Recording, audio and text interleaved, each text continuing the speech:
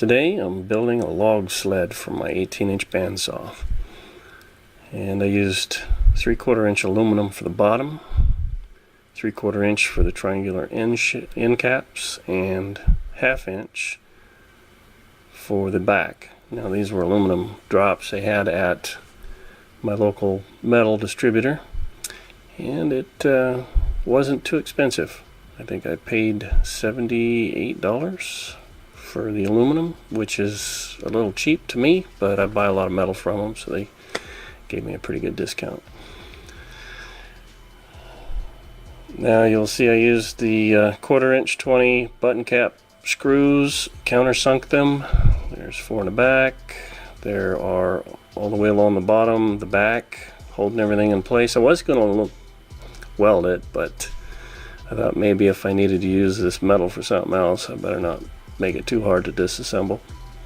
I used a plastic strip 3/4 inch wide for the bottom and some self-tapping screws, and I marked a line at 2 inch and I stayed right to it, so the plastic strip really lines up in the T-slot for the bandsaw and holds it right in place, no problems. It's just a little snug, but it actually helps with pushing it through at a constant rate.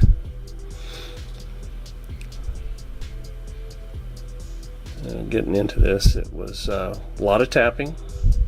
I used a mill to do some power tapping, sped things up, but did all the cuts with a chop saw.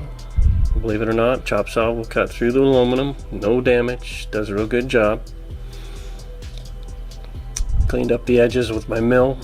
Didn't really need to. There's your screw up top, hex head, and then I used the little screw down there at the bottom with a point on it to transfer punch set, so I knew exactly where to drill for each one of these, and it was very precise. It wouldn't take anybody much time to build one like this, and looking at the cost online for something like this, it's pretty expensive. Now, after I got it together, I was looking, it was kind of dull and scratched up, so I thought I'd spend some time and do some sanding and polishing on this and get all the layout fluid off of it. So I got this from Harbor Freight. It goes all the way up to 12,000 grit, and I didn't go above 4,000, but I put a 220 grit on there. Due to the lines, scratches, there was pretty deep scratches, so I did quite a bit of work on it to get the scratches out, and then I went to the polishing mode. Had to put a handle on my drill so I would hold it a lot steadier. Once I get the hang of it, everything went pretty smooth. So I went over this 2 times with each grit, brought it up to 4,000 grit using, I was spraying on WD-40. It's a good lubricant, keeps the pads from gumming up. And as you can see, if you watch close, you can see the reflection of the pad spinning in the WD-40. Things are getting shinier and shinier as I go. Wipe the old stuff off and run again. So I did all 4 sides of these 2 and the end caps, and messing around with different process, putting very little oil on it or putting a lot of oil on there, and you can get to a really glass smooth, very reflective surface. But I'm doing a log sled, so I really don't need to do that. I just thought I'd get all the scratches off and make it look halfway decent. So we'll run through this at a accelerated rate.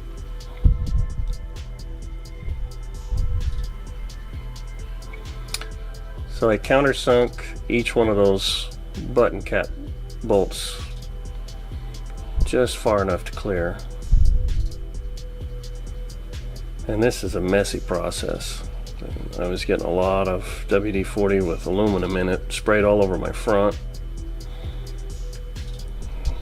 So I started putting a bit less oil on it, which helped. Now on the After this process was over, flipping over the bottom of this, I put the plastic strip back on, and there's a roll of super slick plastic up to the right. I think it's kind of used for furniture moving or something. Anyway, it's got an adhesive back on it. So I cleaned the back of this one that I'm working on right now up with some acetone real well. Went over it several times, and then I put this along each side of my plastic T-slot strip, and it glides right along the table real smooth, and it doesn't drag or scratch my table up at all. Quite happy I had that.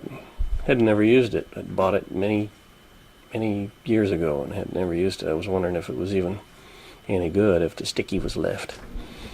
So there's a good shot of the reflection.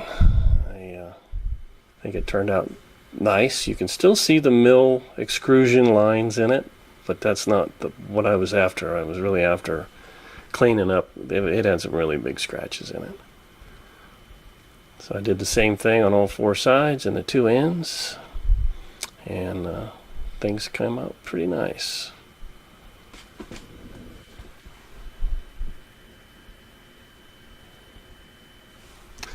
Now I get to reassemble. In case I didn't say, the whole purpose of this log sled is to hold the log for the initial cut, because a lot of times that bandsaw blade can grab a hold of it and spin it, and that's pretty dangerous. Now we get to do some sawing. I'm using a PM 1800, the Powermatic. I've got a Laguna Saw King blade on there, and yes, I sped this up. I messed up on the audio, so we're just going to hear a little bit of music and me talking.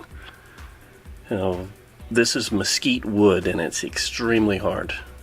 So you will unfortunately not hear that, but it is some good looking wood. And at the end of the video, you'll see some close-ups of the wood. And this is an ultra smooth saw blade, and it just doesn't leave any tracks. But I had cut some fir just before I cut the mesquite, and I got pitch all over the blade, so you're going to see some pitch burning off on the side as I try to make some of these corners. This log was kind of a banana shape when I cut a smooth side on it, but anyway, it went pretty good. I really liked the Saw Sled, and I like to overbuild things. I've seen so many of them on the internet, on YouTube, that flex while they're cutting, and I've seen some even made out of press board, and they've got a long log on there and they'll push it through and it flexes. It doesn't stay in the track. I really wanted a saw sled that was going to be very, very rigid, so I can get some real good cuts. Now in front of my fingers there, you can see some of the pitch burning off of that saw blade, and it didn't all come off, but there's a good close-up for you. You can barely see any saw marks, and you can't feel them. It's very, very smooth. Very little sanding to finish those up. So I'm quite happy. There's your dimensions. Do a freeze frame. I used 3/4 inch aluminum and 1/2 inch for the back. Did some 3/4 inch side sections. Then I did a lot of shining on it. I sanded it, as seen before, and it turned out pretty nice.